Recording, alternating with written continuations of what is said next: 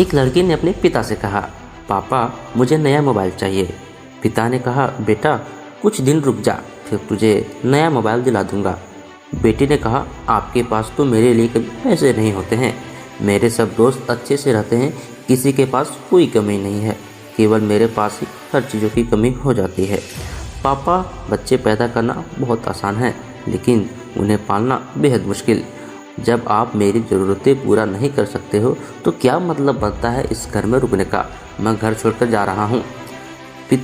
माता पिता दोनों बेटे को रोकने में, समझाने की काफ़ी कोशिश की, लेकिन वह नहीं रुका।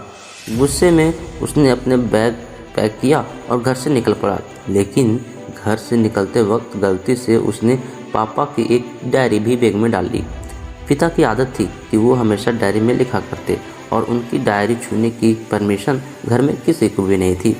लड़का घर से काफ़ी दूर चला गया और थक कर कहीं पर जाके बैठ गया। जब उसने डायरी देखी तो उसने सोचा, आखिरकार मिल ही गया खजाना। आज पता चल जाएगा मेरे पिताजी कहाँ कहाँ दौलत छुपा रखी है और किन किन लोगों के पास पैसे लेने हैं। सारा का सारा लेखा जोखा आज मिल जाएगा।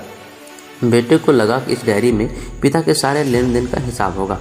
जैसे ही लड़के ने उस डायरी को पढ़ना शुरू किया, उसकी आंखों से आंसू बहने लगे।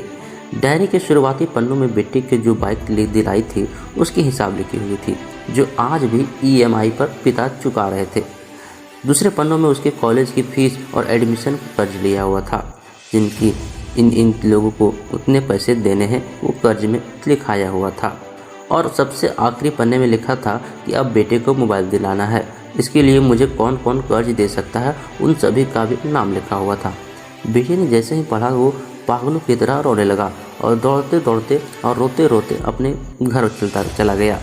जैसे ही उसने अपने घर में जाकर देखा तो उसके माता पिता कोने में बैठकर रो रहे थे। पिता के पैरों पर जाके गिर गया और पिताजी मुझे माफ़ कर दो। पिता ने कहा, बेटा तुम मत रो, तेरा मोबाइल मिल जाएगा।